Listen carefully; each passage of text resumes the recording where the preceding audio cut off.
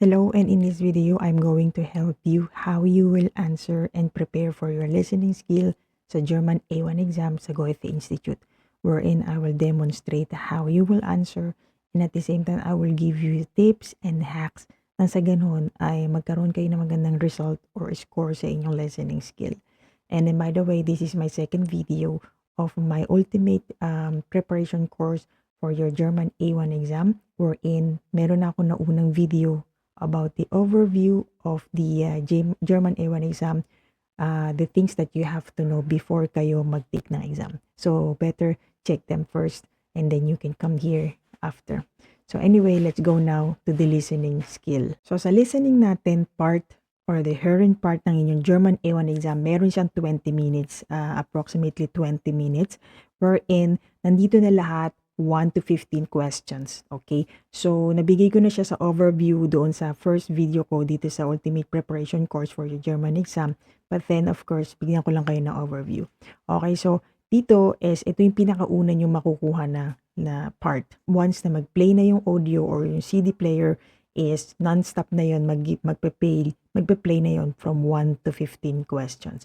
Okay? So, simulan na natin ang first part ng inyong hearing exam. Pero bago natin simulan yan, magbibigay na kagad ako ng tip bago kayo magsimula ng inyong preparation. Okay? So, una-una, kapag magpa-prepare na kayo or magpa-practice na kayo ng inyong hearing, no, is better na wala kayong headset. Bakit? Mas maganda is yung actual audio niya. For example, is yung nasa laptop kayo, hindi kayo gagamit ng headset. Of course, I'm going to use a headset kasi nagre-record ako ng video. But then, para mas maging mahasa ang tenga nyo pagdating nyo sa exam at hindi kayo mabibigla na bakit parang garalgal, no?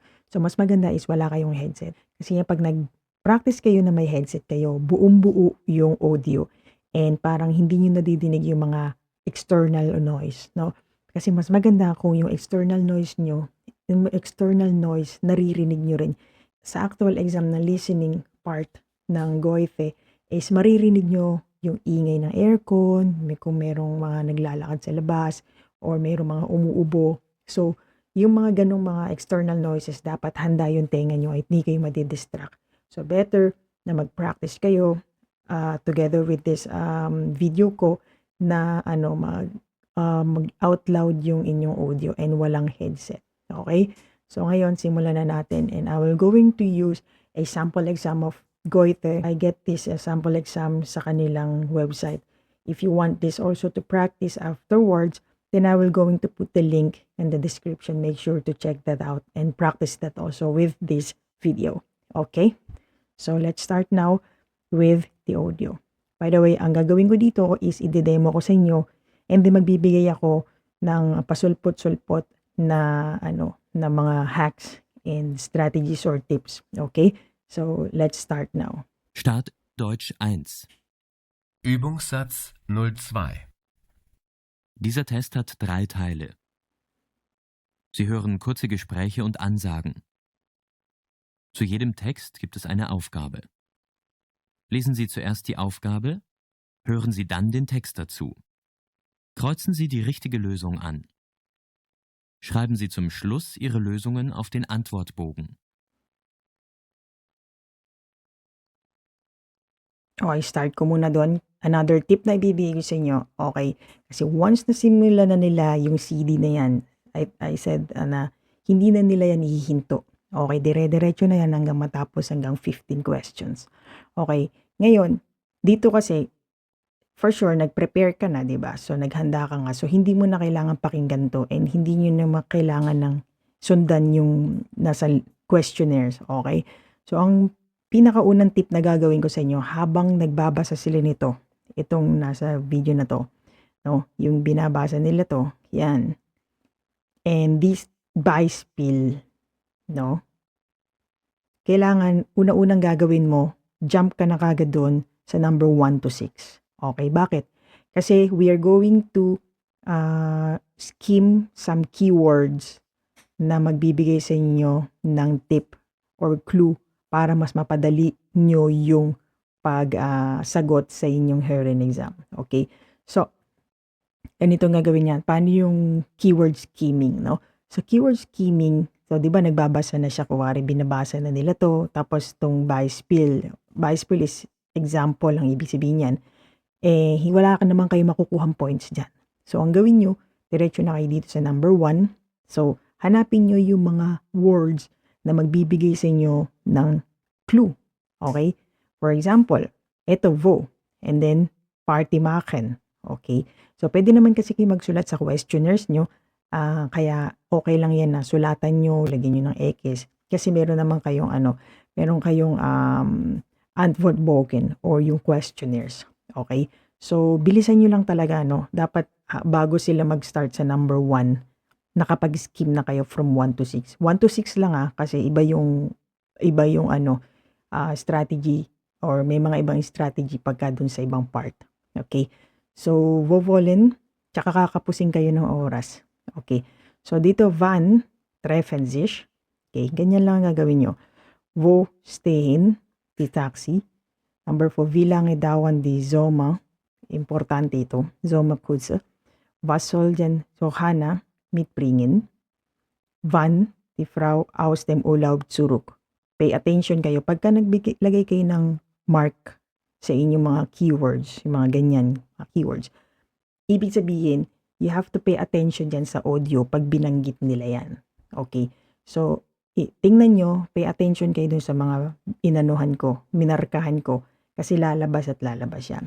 Okay, so for example nga pala sa ganito, sa number 2, kung hindi kayo hindi nyo master masyado yung etong ganito mga oras na military time, isulat nyo na kagad dyan. For example, ito, 8:30. Okay, 9 o'clock. Ito, 7:30. Pwede nyo nilagyan ng halb 8 or halb 9, 9 o'clock. Para nang sa ganun, pag narinig nyo siya doon sa audio, madali nyo na, okay, ito yung sagot. Okay? So, ngayon, meron na kayo mga keywords. For example, nagbabasa pa rin sila dyan. Okay, so, ngayon, yun yung gagawin nyo, yung una nyo gagawin. So, ngayon, let's try. Teil 1. Was ist richtig? Kreuzen Sie an. A, B oder C. Sie hören jeden Text zweimal. Beispiel. Ach, Verzeihung, wo finde ich Herrn Schneider vom Betriebsrat? Schneider, warten Sie mal. Ich glaube, der ist in Zimmer Nummer 254. Ja, stimmt, Zimmer 254. Das ist im 2. Stock. Da können Sie den Aufzug hier nehmen. 2. Stock, Zimmer 254. Okay, vielen Dank.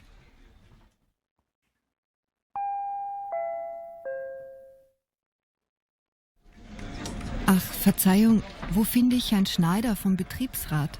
Schneider, warten Sie mal. Ich glaube, der ist in Zimmer Nummer 254. Ja, stimmt, Zimmer 254. Das ist im 2. Stock. Da können Sie den Aufzug hier nehmen. 2. Stock, Zimmer 254. Okay, vielen Dank. So now, get ready na kayo sa first question. Okay?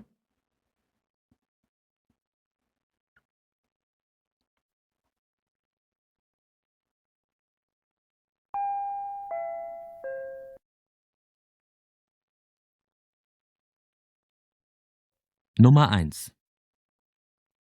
Wo wollen wir dieses Jahr unsere Party machen?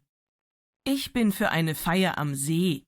Wir können schwimmen, grillen. Ich bin nicht dafür. Ich finde eine Party im Garten viel besser. Bei Regen können wir schnell ins Haus und im Haus schön weiter feiern. In Ordnung. Da können wir ja auch grillen. Okay, stop ko muna doon. And I will give you, kung hindi nyo nakuha yun yung first audio, okay lang, ini-explain ko sa inyo and bibigyan ko kayo ng clue. Okay? So ngayon, mayroong dalawa or tatlong choices yung sinabi. Am See, im Garten, im Haus. Okay. Ngayon, siyempre, as an A1, medyo malilito ka, di ba? So, ang gagawin mo, a third tip ko na yata sa iyo to, no? Pay attention to the words kein, keine, nicht, basta yung negative, mga ganyan. Normally, nicht, keine, mga ganyan. Okay? So, dun sa di sa number 1, sinabi niya, diba, sabi niya, gusto ko mag-saamsi, blah, blah, blah. Pero, hindi nag-agree yung isang babae. Nakarinig ka ng word na nicht. Ngayon, kapag narinig mo yung choices na to, akala mo ito na, magmamarka ka na, pero hindi. No? Patapusin mo. Pag may narinig ka na sa choices is amzi, tapos nag-nicht or keine, is mostly das nicht or whatsoever, X mo na to kagad. So, you're gonna be breakdowning 2 choices. No? Ngayon, intayin mo ngayon yung approval kung ano yung hinahanap nila. Saan sila magkagawa ng party. Okay? So, pili ka na ngayon kung ano yung choices dito sa dalawa. At least 50-50, magiging tama yung sagot mo. Okay? So, ganun lang yun. Basta may manarig ka ng nicht, keine, whatsoever, negative, negation, dun sa choices, kasunod nun, na may nicht, ay i-X mo na yun para mag-breakdown ka into 2 choices. Now, I will give it to you kung ano yung magiging sagot mo sa number 1. Okay? Wo wollen wir dieses Jahr unsere Party machen? Ich bin für eine Feier am See. Wir können schwimmen, grillen. Ich bin nicht dafür. Ich finde eine Party im Garten viel besser.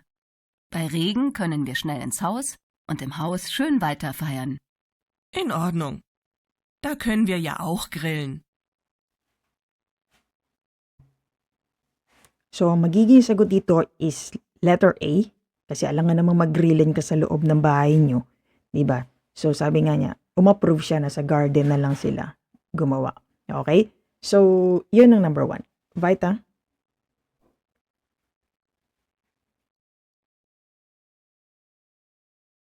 Nummer 2.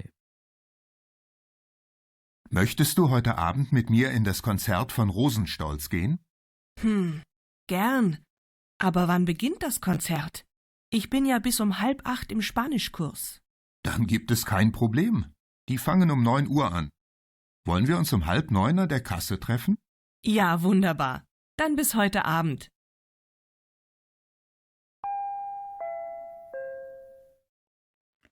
So, dito naman sa number 2 is again, give you again a clue, no? So, baka kasi mamaya sinabi mo, sinabi na naman lahat ng choices. So, ganun talaga sa German A1, no? Pag hindi ka masyadong mabahasa yung tenga mo, pag pinanggit lahat ng choices, magugulo ka na. So, don't worry. Okay, so, ang sabi dito is yung halb act is yung Deutsch course niya matatapos. Ang sabi naman dito is 9 Uhr is tama yung magsisimula yung concert, pambiginten concert. Kasi nga ang Deutsch course ko is hanggang 7:30. So ngayon, ano yung magiging, ang tanong dito is treffen, saan sila o kailan sila magkikita. So yun ang dapat mong hanapin, okay? So it's your decision now. Möchtest du heute Abend mit mir in das Konzert von Rosenstolz gehen? Gern. Aber wann beginnt das Konzert? Ich bin ja bis um 7:30 im Spanischkurs. Dann gibt es kein Problem. Die fangen um 9 Uhr an. Wollen wir uns um 8:30 an der Kasse treffen? Ja, wunderbar. Dann bis heute Abend. So, nadinig mo yung word na treffen after sabihin yung 8:30. Okay? 8:30 sila magkikita. So, ibig sabihin na, kasi ito yung treffen, hindi naman sinabi wann beginnt das Konzert. Hindi naman yun nasagot. Ang tinatanong sa number 2. So, treffen. Ano oras sila magkukwita? And it is 8:30. Okay? So, very good. Next.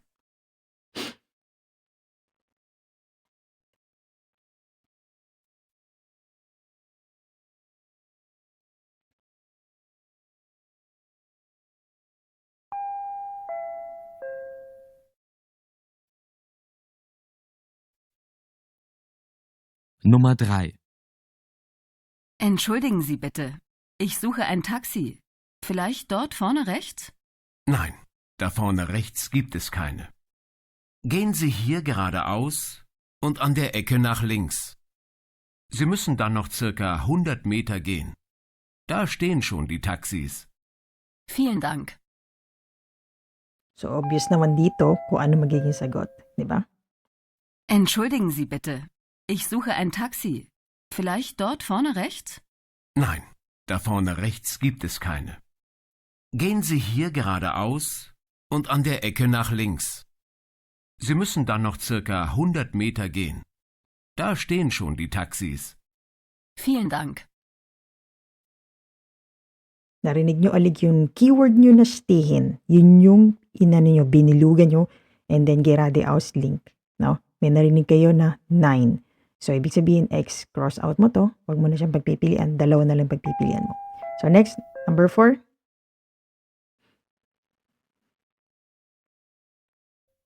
Nummer 4. Guten Tag. Ich möchte einen Sprachkurs besuchen. Wie lange dauern Ihre Kurse? Die Sommerkurse jetzt im Juli und August 2 Wochen. Unsere normalen Kurse dauern aber 3 oder 4 Wochen. Gut.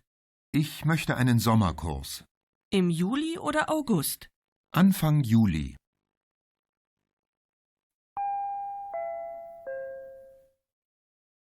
Guten Tag. Ich möchte einen Sprachkurs besuchen. Wie lange dauern Ihre Kurse? Die Sommerkurse jetzt im Juli und August 2 Wochen. Unsere normalen Kurse dauern aber 3 oder 4 Wochen. Gut. Ich möchte einen Sommerkurs. Im Juli oder August? Anfang Juli. So, binanggit silang lahat dito ang choices. 2 Wochen, 3 Wochen, 4 Wochen. Pero summer course lang yung nabanggit na 2 weeks. So, yun yung choices. Okay? So, galing. Next, number 5. Okay, sa number 5, I have to stop nan. Gusto ko ulit kayong bigyan ng tip. So, pay attention kayo kung sino yung magsasalita sa audio. Okay. So, minsan kasi mayroong iba-iba, di ba? Dalawa or tatlo yung magsasalita. Pero, pay attention kayo doon sa nasa task. For example, was soll Johanna mitbringen? Johanna mitbringen. Dapat si Johanna yung hahanapan nyo ng task. Ano yung bibit-bitin ni Johanna? Okay? So, let's check. Winarningan ko lang kayo para mas maganda na tatatak yan sa isip nyo. Okay? Let's go. Nummer 5. Hallo Johanna, wir treffen uns heute Nachmittag im Park. Kommst du auch? Ja, gerne. Soll ich was mitbringen? Vielleicht ein Kartenspiel? Okay. Und etwas zu essen? Nein, das machen wir schon. Ich bringe Salat mit und klarer Saft.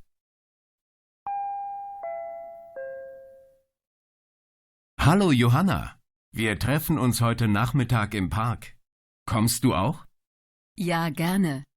Soll ich was mitbringen? Vielleicht ein Kartenspiel? Okay. Und etwas zu essen? Nein, das machen wir schon. Ich bringe Salat mit und klarer Saft. So, napansin nyo naman meron siyang validation na vielleicht Karten spielen. Okay. Di ba? Ibig sabihin, nag-okay siya. So, tama yung letter C natin. Kasi dito sinabi niya na yung lalaki yung magdadala and then si Clara naman yung Saft. Pag tinanong dito, what din Clara, was soll denn Clara mitbringen? Saft ang sagot dun. No? So, si Johanna yung tinatanong. So, dapat yung Karten. So, very good. Last number for the first part. Let's go.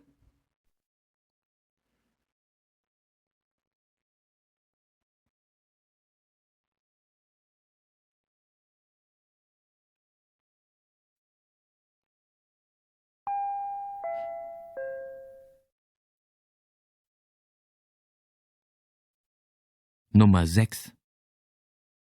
Guten Tag. Ich möchte bitte Frau Horn sprechen. Frau Horn ist leider nicht im Büro. Sie ist von Mittwoch bis Freitag im Urlaub. Aber am Montag kommt sie aus dem Urlaub zurück. Ab 8 Uhr ist sie im Büro. Aha. Na dann rufe ich nächsten Mittwoch wieder an. Da habe ich Zeit.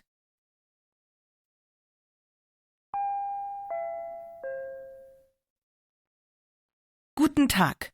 Ich möchte bitte Frau Horn sprechen. Frau Horn ist leider nicht im Büro. Sie ist von Mittwoch bis Freitag im Urlaub. Aber am Montag kommt sie aus dem Urlaub zurück. Ab 8 Uhr ist sie im Büro. Aha. Na, dann rufe ich nächsten Mittwoch wieder an. Da habe ich Zeit.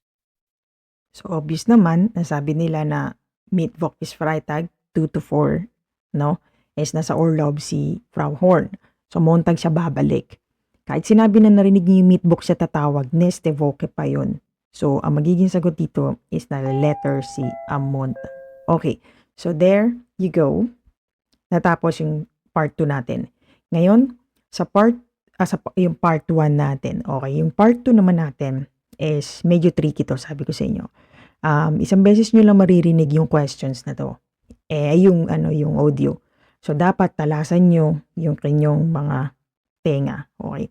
So, ang gagawin natin dito is, isa lang yung bias spell niya, pero napakaiksi lang. No? Isang beses lang din niya yan, uulitin yung, isang beses lang nila ipi-play yung audio. Ngayon, mag-skim pa rin tayo ng keywords, pero mabilisan lang talaga. Okay? So, skim natin. For example, nagpe-play na siya. No, mag-skim tayo. Mabilisan lang talaga. Kasi ito, babasahin pa nila yan, and then babasahin pa nila to. So, habang binabasa nila to, no, mag-skim ka na dito ng inyong part. Okay? So, yun yung una kong tip for part 2. And pangalawa naman na tip sa part 2 ng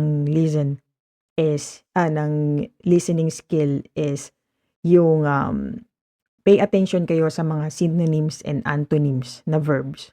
Ano yun? Ibig sabihin nun. For example, katulad nitong bleiben, no?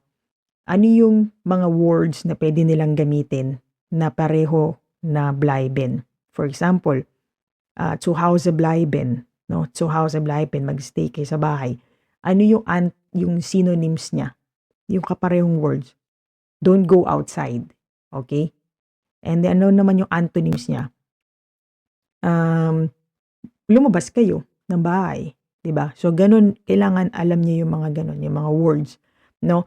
So, for example, kung ano yung mga, makikita niyo mga synonyms or antonyms na bibigay nila na verb. Okay? Mamarkahan mo naman yung keywords niyan, kaya dun mo malalaman. Okay?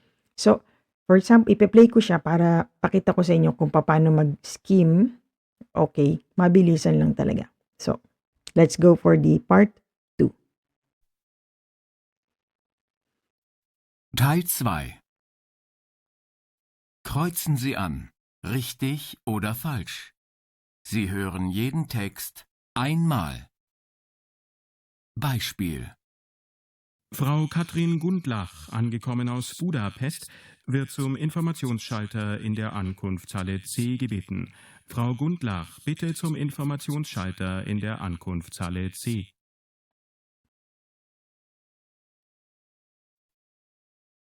So, ready na kayo? Prepare na kayo sa 7.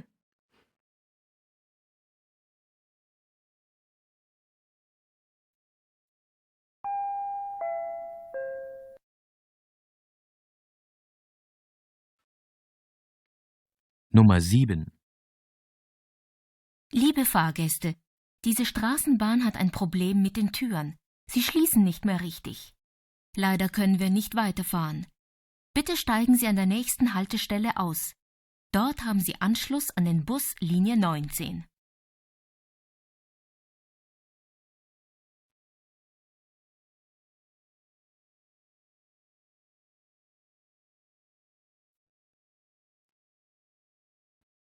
So, explain ko lang yung number 7, baka hindi nyo na-gets. Okay.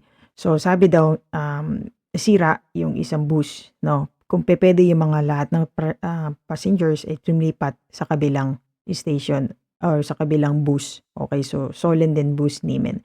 So, it is richtig.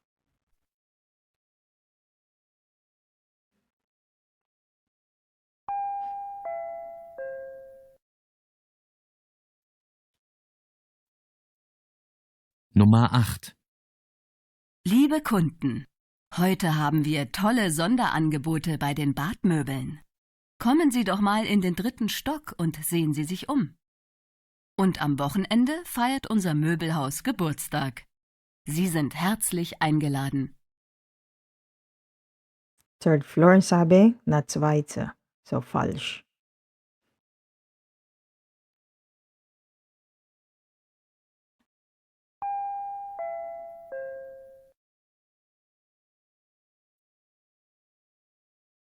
Nummer 9.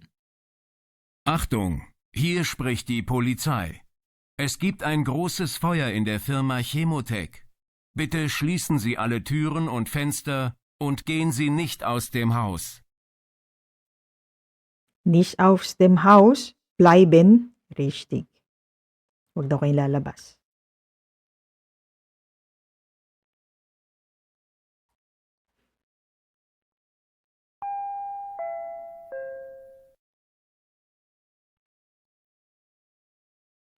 Nummer 10. Willkommen in Berlin Hauptbahnhof. Ihre nächsten Züge ICE 389 nach Dresden 18:48 Uhr, Gleis 3. Intercity nach Innsbruck 18:52 Uhr, fährt heute nicht. Fahrgäste nach Innsbruck benutzen bitte den ICE 346 nach München um 19:20 Uhr und steigen dort um. So, dalawa yung sinabi na station pero yung Innsbruck, nach Innsbruck, ang sabi lumipat kayo dun sa ECE 346. So, yan yung naging part 2 natin, mabilisan sabi ko sa inyo. So, don't worry kasi 4 questions lang naman yan. Kung ma-perfect nyo yung part 1 and part 3, okay yung pasado kayo sa part ng listening skill. Okay, so ngayon we're going to answer naman is yung number or yung tile 3 or yung number 1 to 15. Again, same lang yung tile 1 at saka tile 3 ng ano natin ng strategy. We're going to skim again kasi 2 times ulit itong babasahin, no? And ABC ulit yung questions niya. So, madali tayong makakapuntos dito sa part 1 and part 3. Kaya huwag kayo masyadong kabahan sa part 2. Okay? Basta make sure nyo, kapag nag-a-assess kayo ng inyong sarili sa listening, kahit anong part ng exam, dapat ang score nyo is magiging mga 8 or 9 over 15. Yan ang score nyo palagi. Para nang sa ganon, sa lahat ng part, for example, nag-a-assess kayo, ma-practice na kayo magsagot ng mga sample exams. So, kailangan 8 to 9 ang maging score nyo over 15 para sure na pasado kayo. Okay? If you're lower than that, make sure na more effort pa ng practice. Okay? So, ngayon, didiretso ko na yung tile 3 and then mag-skimming tayo para ma-demo ko sa inyo. This time, wala na akong mga comment. Okay?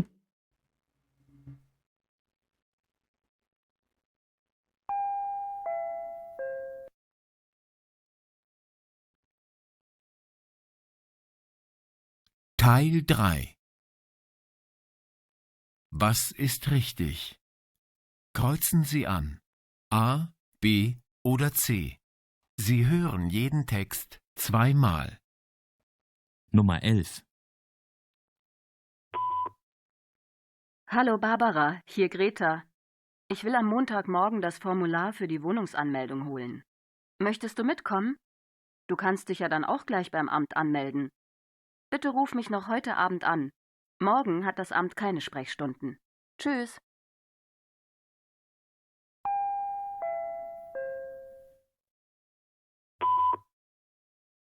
Hallo Barbara, hier Greta.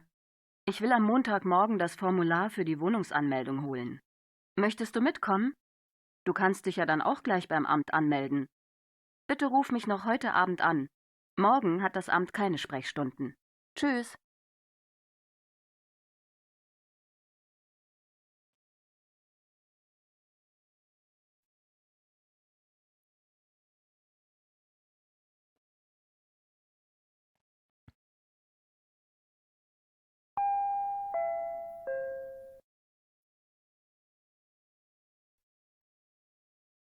Nummer 12.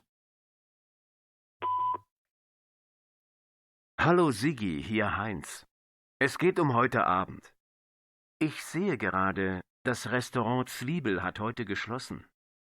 Können wir uns am Bahnhof treffen und dann zusammen ein anderes Restaurant suchen? Das italienische Restaurant um die Ecke soll gut und nicht teuer sein.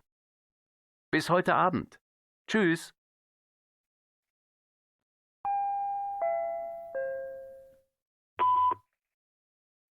Hallo Siggi, hier Heinz. Es geht um heute Abend. Ich sehe gerade, das Restaurant Zwiebel hat heute geschlossen. Können wir uns am Bahnhof treffen und dann zusammen ein anderes Restaurant suchen? Das italienische Restaurant um die Ecke soll gut und nicht teuer sein. Bis heute Abend. Tschüss. Very good.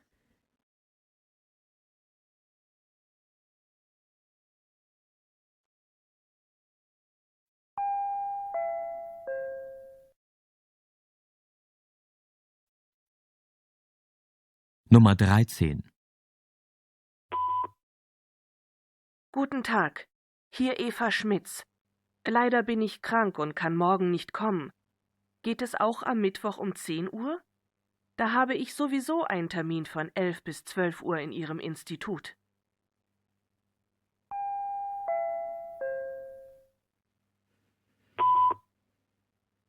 Guten Tag, hier Eva Schmitz. Leider bin ich krank und kann morgen nicht kommen.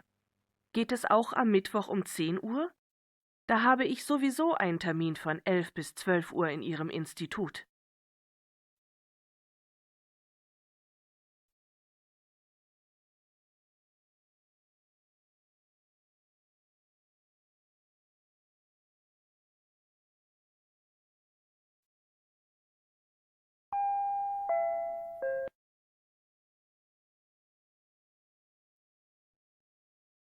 Nummer 14. Guten Tag. Sie rufen wegen der Wohnungsanzeige an? Die genaue Adresse ist am Achterkamp 5. Bitte sprechen Sie Ihre Nummer auf den Anrufbeantworter. Ich rufe Sie dann zurück und sage Ihnen, wann Sie die Wohnung sehen können. Bitte keine E-Mail-Adressen. Keine E-Mail.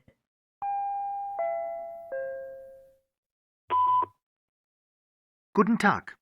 Sie rufen wegen der Wohnungsanzeige an? Die genaue Adresse ist am Achterkamp 5. Bitte sprechen Sie Ihre Nummer auf den Anrufbeantworter. Ich rufe Sie dann zurück und sage Ihnen, wann Sie die Wohnung sehen können. Bitte keine E-Mail-Adressen. Last na number na tayo.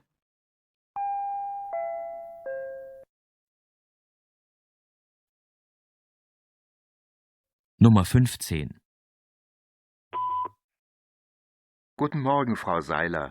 Hier Ernst Müller. Mein Auto ist leider kaputt. Ich muss das Fahrrad nehmen und komme also ein bisschen später ins Büro. Die Straßenbahn ist zu weit weg von mir zu Hause. Bitte entschuldigen Sie mich bei Herrn Krause. Danke. Kaput. Ganda ba? Spelling. Basta kaput. Guten Morgen, Frau Seiler. Hier Ernst Müller. Mein Auto ist leider kaputt. Ich muss das Fahrrad nehmen und komme also ein bisschen später ins Büro. Die Straßenbahn ist zu weit weg von mir zu Hause. Bitte entschuldigen Sie mich bei Herrn Krause. Danke. So, ayan na nating ang ating 15 questions, no? So, ito, ililipat nyo dapat yung pinaka-final answers nyo sa Antwortbogen, okay? Kahit na may cross out kayo dito, useless siya kasi nga, ang babasehan nila is yung nasa answer sheet. So, meron ako naging kasabayan nun na nagsagot siya sa questionnaire pero hindi niya nalagyan yung answer sheet. So, na-zero siya doon. So, make sure lahat listen, hören, schreiben, and sprechen. Sprechen hindi pala. So, listen, hören, und schreiben. Dapat ilagay niyo yan doon sa inyong Antwortbogen. Okay? So, that is your listening skill. And, yun yung mga details ko. Nabigay ko naman yung strategy sa inyo. And by the way, another tip is yung pagka sa part 1 and part 3, Yung pangalawang audio, yung pagka-repeat ng audio, kapag may sagot na kayo sa unang round ng audio, i-check nyo na siya kagad for the second round. Okay? Kasi yun yung magiging validation nyo ng sagot. Ngayon, kung nagdadalawang isip ka, ay mali pala yung nasagutan ko. Minsan kasi, ang pinakaunang instinct ng brain natin, kung ano yung unang naging sagot, yun. No? So, pero, basihan mo pa rin inyong mga keywords mo, kung ano yung tinutumpok ng keywords mo. No? Practicein nyo yun. And orasan nyo yung sarili nyo sa Hören 20 minutes lang. Huwag kayong lalagpas. Huwag nyo i-stop na katulad o ginagawa ko nito. Kasi dapat makuha nyo yung oras na 20 minutes. Mabilis kayong mag-execute ng mga strategies na sinabi ko sa inyo. Okay? So, yan. At tapos ka na ngayon sa inyong listenings and sana ay ma-execute mo lahat to. And the next video is going to be the listen part wherein yun yung susunod mo talagang magiging exam na part ng Goethe na to. No? So, we are going to tackle again the same. Magbibigay ako ng tips, mag-i-explain ko sa inyo, and then magbibigay ako ng mga advice habang dinidemo ko sa inyo yung pagsagot ng inyong listen. So, make sure to practice this one. Apply nyo yung mga sinabi ko sa inyo, and wag lang yung nakikinig lang kayo. Sample exam na to, I'm going to give the link down, and magbibigay pa ako ng dalawa pang another Hören test na pwede nyo siyang sagutan on your own. Okay? So, thank you, and then see you on the next video, which is the listen part of the Goethe A1 exam.